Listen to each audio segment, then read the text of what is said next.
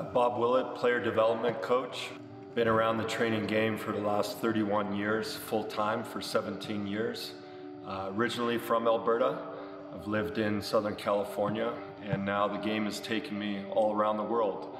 Our base business right now is in Calgary. We train roughly 200 players on a weekly basis, and we got an entire team that I'm sure we'll get into and we can talk about as far as how they support that group of 200 players here locally. My name is Nolan Willett. I'm a professional player development coach. I'm also the player development head and assistant coach at Edge Prep School. I've been training players since I was even a little kid myself, all through my playing career, university, high school. Every summer I'd come back and work with my pops on the court and work with players. Now after I graduated, I went right into it full time, traveling around the world and working our business here in Calgary with our players. I'm Matthew Ginto, player development coach here in Calgary, Alberta, born and raised. Played all my post-secondary career, 2 years college at the ACAC level, and then transferred over to the U Sport level. Played here at Mount Royal University. Been training for about 3 years now. Coached club basketball for a local club in Calgary for 3 years, but found my passion through player development coaching.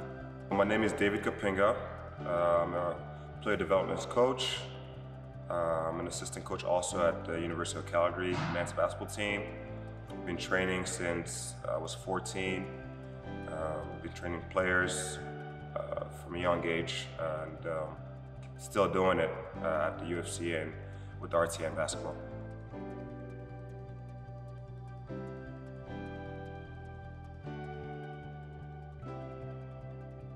So we have 4 pillar businesses. So if you look at it, there's almost like an umbrella, and underneath it is 4 different businesses. The one main business is our training business, our player development program. That is myself, Nolan Willett, David Kapinga, and Matthew Ginto. We're on the court 5-6 days a week here locally in Calgary, training club players, high school players, in the off season, university, college, pro players. That's our main business. A couple years ago, we started the Willett Basketball Foundation. We found a need for the foundation with players in this city that couldn't afford player development, couldn't afford training. And so we put together a foundation. I think it's been about 2.5 years, been highly successful. Currently, 50 to 55 players a year that are getting help through that program to be able to get elite training through us. A third business is Deuce Brand. This is a company that originally started out with wristbands, NBA, WNBA, college athletes wearing the bands. They morphed into an apparel company about 7 years ago, and I had gotten involved with the CEO of the company. And about 3 years ago, got under contract with them, where I'm helping them with pretty much strategic partnerships on a global basis. So if you ever come into any of our training sessions, you'll see all of our coaches draped in Deuce Brand gear. So that's the brand that we support and we work with. Lastly, my son Nolan and I were co-CEOs in a company called Bloodline, which is a sports management company. The driver for that company was we found that because of our start to finish model with players from about 7th grade up through 12th grade, helping them scholarship, working with the clubs, the school programs to get them to go on to play college, university, we found like it ended there. And a lot of them wanted to play at the pro level. And that was the driver to put together that sports management company to continue to work with them to get them pro jobs internationally. It's been a great experience. Even since I was younger and I was playing, I was already learning so much on the player development side from him, learning how to talk to the players, how to get the most out of them, how to talk to the parents, how to kind of understand the whole process of start to finish with a basketball player. So as soon as I graduated, it was a very easy transition for me. I think we work really well on the court together. We have a natural chemistry, obviously. It's also great to just have like a built-in teacher, someone that I've been able to learn a lot from, take styles from him and kind of create my own voice and my own style, while taking what I've learned from him, kind of mixing it together with what I do myself. So yeah, when I first started playing competitive basketball, I actually walked into the gym and saw Nolan Willett just running around, going through the drills, and that was actually my first time like seeing high-level competitive training, and that's where I ended up meeting Bob, Nolan, and David. Ever since that, I've built this connection with Bob and Nolan ever since they moved to the States in LA. I continued to visit Nolan and support him, and as I went there, I was training out there with them. He showed me around his school in LA, and ever since that, I just had this passion to start training. And when Bob and Nolan moved back from LA, once I finished my basketball career, I saw that they still had the business, and that's when I made the decision to join them and continue to help people reach their goals in basketball.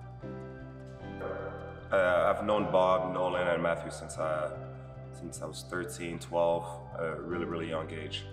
And coming back to Calgary to play at the University of Calgary, it was just fitting for me to train with Bob and Nolan throughout the summer. You know, as a player, when you go and play at the university level, you're kind of stuck in a box of this is what coach wants and you're in a system. And throughout the summers, it was really beneficial for me to come and train here and sort of expand, get out of that box and get that creativity back. And even, you know, the competition, playing different competition, whether it was pros, Matthew Campbell's coming back from Europe or the States, it was a great time. And once COVID hit, I came back and I was training with them during the summer, and it was sort of fitting for me to take that next step in my life, because I wasn't sure if I was going to keep playing or so on. So I decided to, you know, Bob offered me to come and he would love to have me, so I decided that would be a great, we're very alike in terms of basketball philosophies, and I knew the difference that it made for me when I was a player, and I wanted to make that difference also for other players.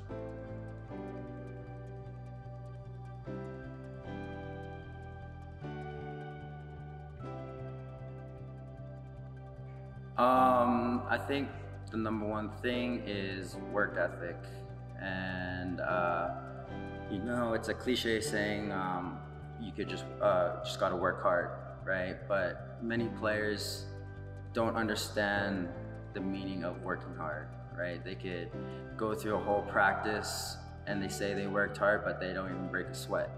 So just instilling that into them, trying to be on them every single time. If they're taking any time off, we're always on there, right by their ear, pushing them, right? Because at the end of the day, some of them need help, having that guidance and having us tell them to keep working hard and push them to the limit. Yeah, I think the most important part is understanding each child's goals early and often. And if those goals, let's use an example, is to play at the university college level, player development is so important to build their foundation early in their career. Because it is a 1% game, because it gets to a point where 1% of players, or 1-point-something% of players, both on the male and female athlete side, are having that opportunity to play at the next level. It really comes down to how polished their skill is with their athleticism, their IQ, and all of that. So obviously we saw that there was a niche there, and especially here in Alberta, growing up and playing high school ball in Edmonton and playing college ball here, and all three of our other player development coaches playing in Canada. We knew that if we can start training players at a young age and make sure they got the proper foundation, we're setting them up more for success. Yeah, the most important thing I think in player development for me is problem solving. I think that's a life skill, and I think it's lacking a lot. So by that I mean, you know, just for me personally as a player. What am I good at? What am I not good at? And understanding that and solving that problem of, okay, maybe I'm not a good dribbler, so I need to go and train and do that. Maybe I'm not a good shooter, so I need to go and solve that problem. And I think once we start thinking that way, then we understand that repetition is key now to confidence. Because if I can solve problems every day and I know okay, I need to work on this, I know how to solve this, I know what's the right play here, then it becomes a lot easier to be confident when you're playing, to understand that, oh, I've solved this problem before, this is easy. And that's when I think the confidence then hits. And not just that, but the confidence to even communicate, because that's another problem that we have. Communication is very, very much lacking. And I think it comes from not being confident to solve the problem, not understanding what's in front of you, not understanding what's the solution in front of you. So that's one of the big things that I think personally is lacking and is one of the most important things as a player development coach.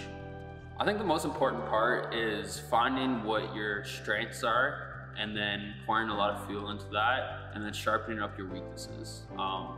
Not every single player is going to be a 20 points per game scorer at the next level. Not every single player is going to be someone who averages 10 assists a game. So I think it's really important early on in your career to have a foundational skill set where you're good at everything and you don't have any weaknesses. Then it's important to find out what are your translating skills that are going to take you to the next level and really focus on those. So if you're someone who's going to be a 3-and-D that shoots the ball really well from 3 and is a really high level defender, you need to make sure that you're emphasizing that in your workouts and that you're kind of perfecting those certain skills so that it could translate and you could impact the next level. So I think it's important to be good at everything, but to find a couple things to be great at that can translate into playing at the university or pro level.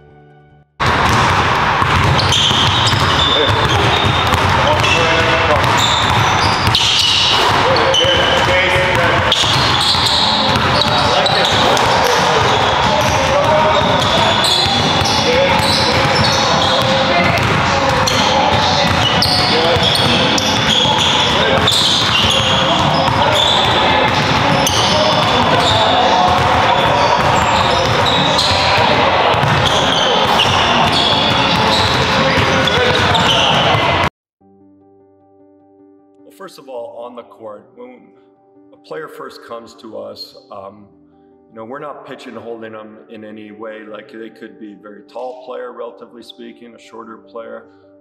We're teaching them all aspects of the game, but there is an order to our philosophy, and it goes ball handling first, then footwork, then shooting, and we lay basketball IQ over top of everything.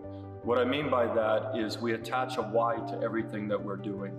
So if we get a young athlete come in and we're working on their ball handling, we're actually talking about why we're doing whatever ball handling stuff that we're working with them. Then we start incorporating different footwork. Then we start getting more advanced with the footwork. If their ball handling isn't sharp, their footwork, they're gonna have troubles with their footwork, right? So they're gonna get to a point where they're gonna get frustrated. So that's why we start with the ball handling first. We always say you can be the best shooter in the world, but if you can't get your shot off, it's no good, all right? So that's why it's so important to have that order. And ball handling, footwork, obviously we're working on their shooting the entire time, but then we really start drilling down on that as they get a little bit older. The basketball IQ component is when you walk into the court with us, you're not going to see a lot of cones on the floor. There's a lot of teaching. There's a lot of game scenario, game situation teaching. We're building their skill set within scenarios, even at the 7th grade level, 8th grade level, so that it can transfer and translate into games. And that's the biggest thing, right? Parents want to see is their young son or daughter is doing player development and they want to see it translate. Off the court, I'm a strong believer in, if you learn to sacrifice at a young age or any age, meaning you give up something to do this, this, and this, to one day get something else in life, that's a teaching point for all aspects. Business, relationships, whatever it might be. So those life lessons that they learn on the court, hard work, sacrifice, teamwork, all of those things is going to translate. I know for myself, as a young man growing up, basketball essentially gave me everything. I had a lot of success in life personally, through my relationships, through my marriage. I've been married for 32 years, married my high school sweetheart, and a lot of the confidence that I have developed over time in business and relationships, all of those things, I can draw a direct line back to the game of basketball. I think for younger players, like, it's important to not train them to a specific position, because we see a lot of players who might have early growth spurts that get trained like they're post players, or players who are really small only get put in point guard situations. I think when they're young, they need to learn all of the skill sets and be able to play positionless basketball. As they get a little bit older, maybe a little bit closer to high school age, I think it's just important to see, where are they excelling, where are they getting the ball in the games, and where are they being effective in games, and kind of just building on that. And in the workouts, kind of tailoring it towards them so that they are making the most out of their hour to 2 hours that they have with us, and that they could take it and translate it into games. I think a big thing is not every player plays the same. So as a player development coach, just understanding the different play styles that each player brings, really focusing on that. And outside the court, off the court, the big thing is education, being a student athlete. Because if they have aspirations and goals to play at the next level, that's going to be the most important thing, being able to balance your studies and basketball at the same time. So for us, we really pay attention to both on and off the court, because that's very important to us, because each one of us has experienced that. So we know what we went through, and we're just trying to prepare each player so that when they are in those situations, they're not panicking and they're prepared. Yeah, I think developing on it is coming in the gym, understanding why you're doing the things you're doing, watching film, right? Playing basketball, watching basketball, and understanding why did Luka do this footwork in this scenario, and why did he not do this other work? So just sort of having that mindset, first of all, of watching and learning, and then being able to come in the gym and actually implement those things, understanding why you're doing those things. Because that's the only way you go from whatever you trained to that same thing happening in a game. So that translation from training to playing.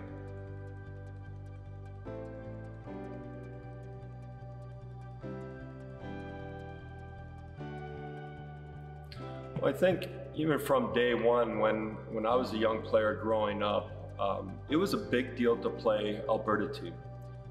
It was a big deal to play national team, and that hasn't changed. I think the one thing that has changed is the AAU circuit, the club programs in Alberta. And I can just speak for the city we live in right now.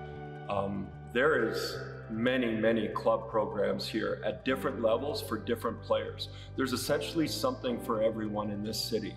And I know that I would say Edmonton on the club side has been a little bit behind, but they're quickly catching up when it comes to the whole club world. And what I mean by that is we get players that come in that maybe they're a little late to the game as far as their development, and they approach us and they ask about playing at the club level. Maybe they played a little bit of community basketball, and from that point we can show them a number of different programs that are suitable to them, that they can grow with.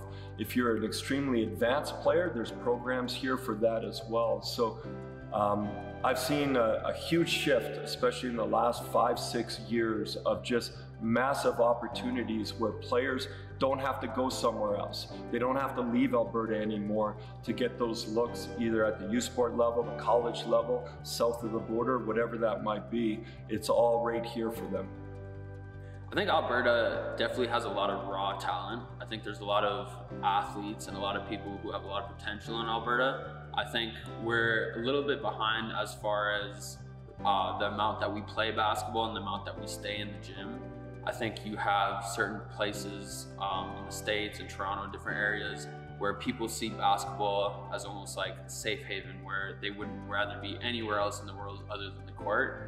We do have players that are dedicated like that in Calgary, but it's just a culture thing, and kind of getting the entire city to buy in and understanding that, the consistency builds the best basketball players out there. And to stay consistent means playing as much as possible. I think in Calgary, we need to do a better job of playing more against each other. The top players, as if they were university players, pro players, high school players, younger players, just getting in the gym and playing a lot more. I grew up in California, and in the summertime, there was 100 different places to go play open run. And I feel like out here, it's still a culture that's being built a little bit more. I think that the training culture has gotten a lot better in the city, and I think players are really dedicated to improving their game. I think it's now just about like the consistency of staying in the gym. So a big thing that sets us apart from, let's say, Canada and the States is the confidence component, playing with confidence, right? I feel that whenever I played in the States or I had those tournaments, the next opposing team that we were playing, they always had that chip on the shoulder no matter who they're playing.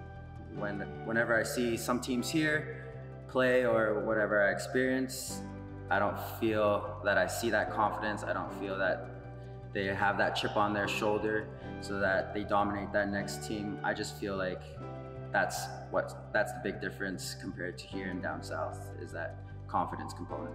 Basketball in Alberta is a little bit behind the rest of the world. In the world, I mean Toronto and the United States, and even Europe, really.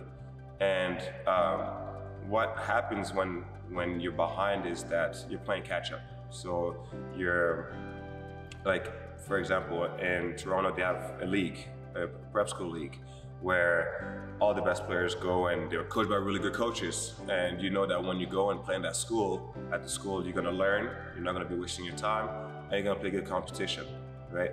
So those are keys to accomplishing my goal or anyone's goal, which is at the next level. And Calgary is just starting to build that foundation. The prep schools here are just starting to kind of get going. The knowledge, the basketball knowledge in the city is just starting to get going.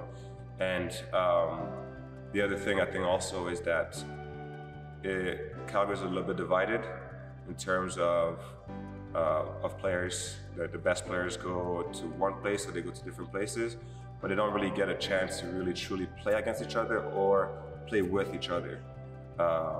And I think that's something that teams like places like Toronto and Montreal and Chicago and LA, they have those things where you can tell that, hey, this AAU team is from Toronto. They have 10 of the best 15 players in Toronto, and they're going to play in the States and they compete. It's because they have all the best players, and I feel like we also could do that if we're able to kind of put it all together.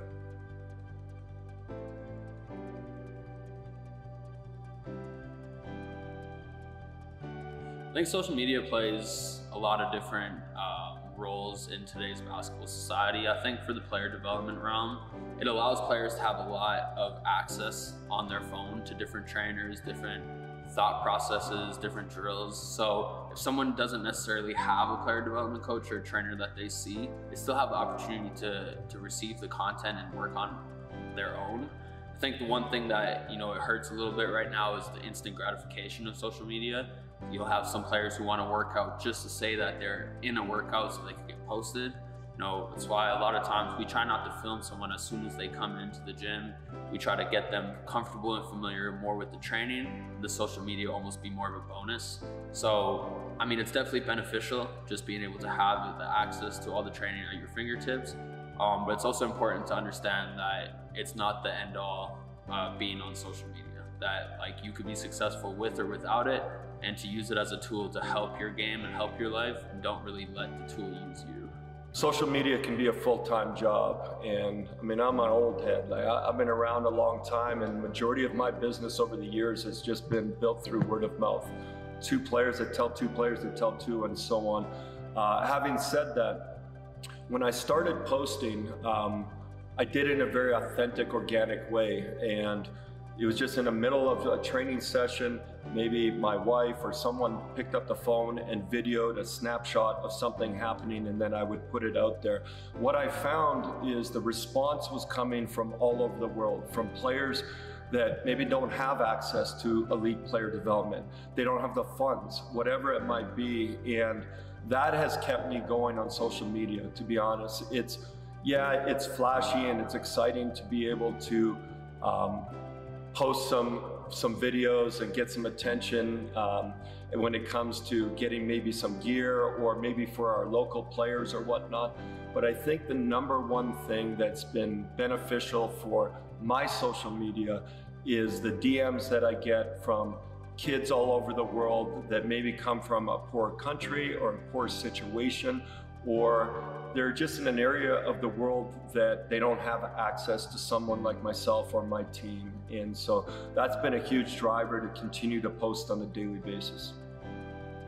Understanding that you can go on your phone and connect to anyone in the world that's knowledgeable about basketball, whether it's Phil Handy, Bob Willett, Nolan, Matthew, and seeing the drills that they do and the explanation of why they're doing things. I think that's a huge thing, especially for someone like me coming from a place where maybe I couldn't afford a trainer, right? There's a lot of kids out there that can't afford that can't afford to be in a gym with someone that's as knowledgeable as people in the art scene and basketball. And social media actually gives them access to that training, to that knowledge, to those drills, to those skills. So I think social media is a great thing, but then again, too much of something can be a bad thing. And I think right now a lot of people care a lot about how they look, how people perceive them, and it's almost playing too much into the role of what they do every day, whether it is coming to training just to make a post, or not be at a game and not really watching the game, just be on their phone instead, and not be in the present. And I think that's a really, really big skill, being able to go to a basketball game and watch what's happening, understanding body cues, body languages, them talking, and not just being stuck on that what you see on social media, which is the highlight reels, the trash talking. All those highlight reels at foundation come from fundamentals. The Euro step comes from the fundamentals. The step back comes from fundamentals. And I think social media sometimes doesn't allow people to see that those guys work in the gym a long time before they can do those things in the game. Steph Curry, the shots that he takes. So yeah, I think social media is a good thing, can be used as a good thing, it's a tool, or can distract others from the reality of things.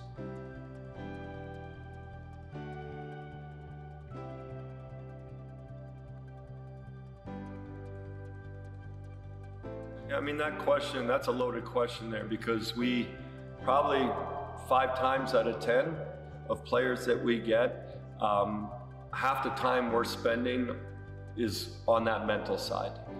We get asked a lot, like, how can my child become more confident? And my answer back is confidence comes from being prepared. And it's no different in the classroom, that if you're walking into a math test, an English exam, that if you're confident, it's because you put in the work, you studied. Basketball's no different.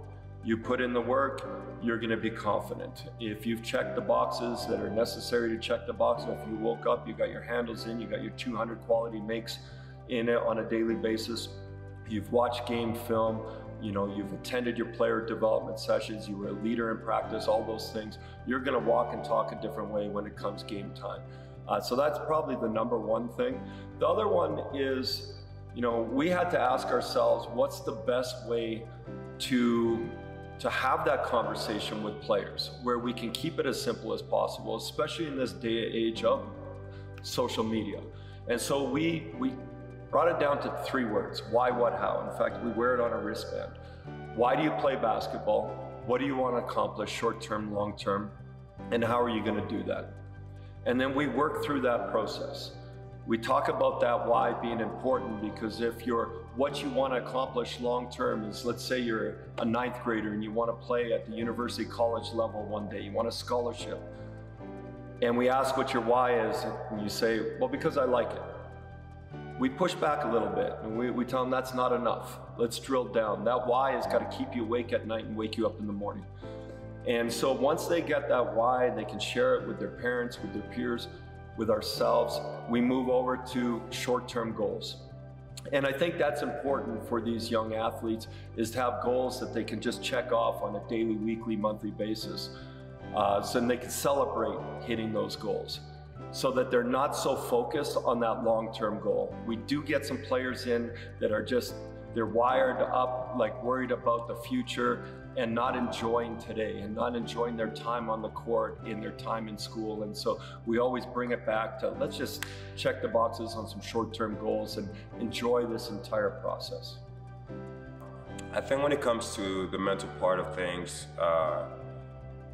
the key is comparing it to something that I've accomplished already.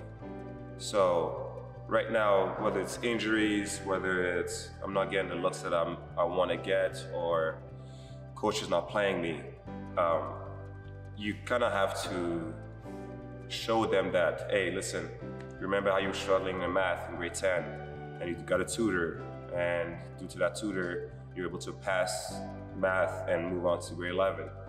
Sort of use those comparisons to tell them that you can accomplish this thing. This is just a problem like any other that you face in the rest of your life, and you can solve this problem through communication, through having people around you that are going to be truthful with you and that have knowledge to help you solve that problem.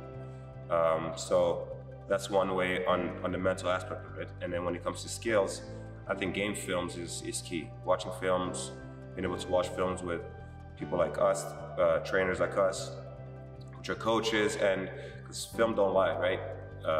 So if you have that block and you're not understanding what's happening with your skills, I think game film can really open up and solve that problem for you.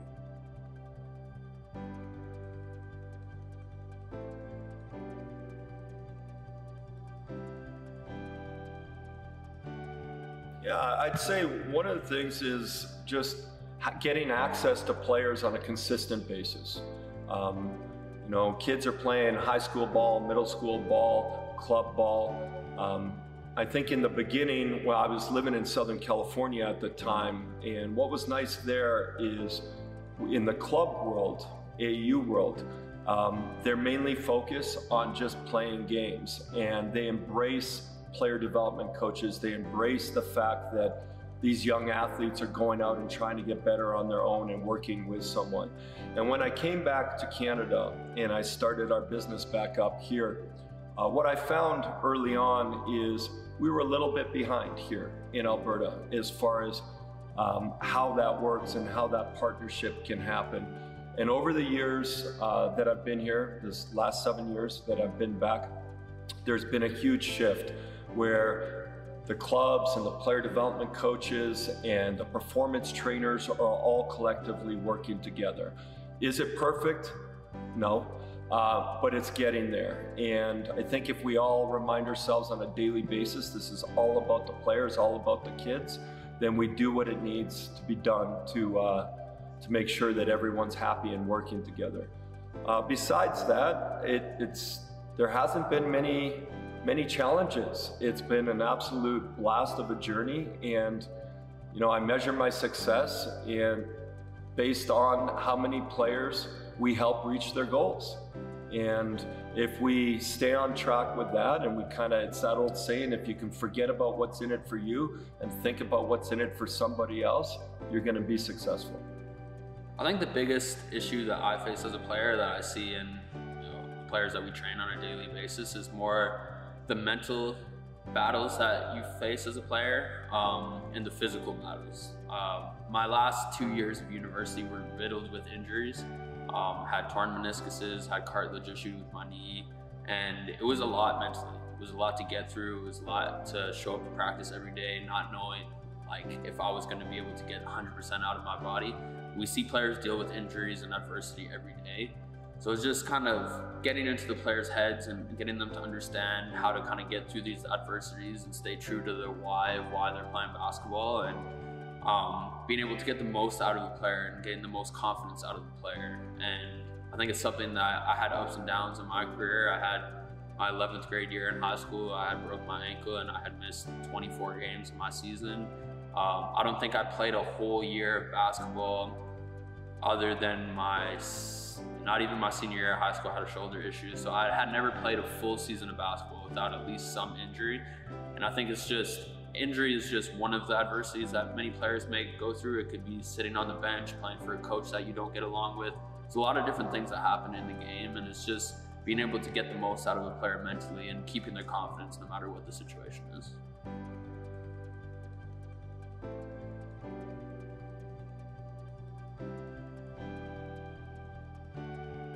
Players that want to play at the highest level, so college, university, pro. So essentially asking, players that want to be a 1%er out there. And hard work's number one, obviously, but everyone's working hard. And it's about working smart. It's about reaching out to the right sources to understand what you should be doing on a daily basis. What are those boxes that need to get checked off? So that if you have that long-term goal of playing at the highest level, that you always know that you're on track. So surrounding yourself with the right people, the right coaches, performance coaches, player development coaches, AU coaches, all of those people. The other thing is, don't focus too much on the future, and make sure that you stay in the moment. Make sure that it's not just about putting your videos out on social media, that you're doing that real work, that that saying, it's what you're doing when no one's watching, that type of work that can separate yourself. Obviously, once you've made your decision to play this game at that type of a level, it's everything from what your diet is to just how you're going throughout the day. And then probably the most important thing that you can do to separate yourself to play at that level is student athlete, the student part first. That shift right there is the difference of getting offers from 5-6 schools to 30-40 schools. If you're a high academic and the coach understands and knows that they don't have to worry about you on that side, that's a big component to be able to play at that next level as well. So just being as well-rounded as possible, taking risks, like being willing to take chances and fail, all of those cliche words and sayings, they all come together when you're a young athlete and you're trying to play at that next level. And last but not least, have fun. Enjoy the journey. And that way you're going to stay on track, and when the going gets tough, you'll continue on. One advice I'd give is probably studying the game a little bit more. I know growing up, all the trainers we have here, all we did was watch basketball. If we weren't playing it, we were watching it. So I think one advice is just try and study it, pick your favorite players that you like, search them up on YouTube. The world revolves around social media now, so you could find literally anything about any player, and really taking time to study that, so that when you do come into the practices and in games, right, you're familiar with those types of moves, and it's not like you're seeing it for the first time. You're confident, like what Bob said, confidence comes with being prepared. If you put the time to watch and study other people's games and try and learn something new, you could add that to your game also. So that's also going to help you improve your game as well.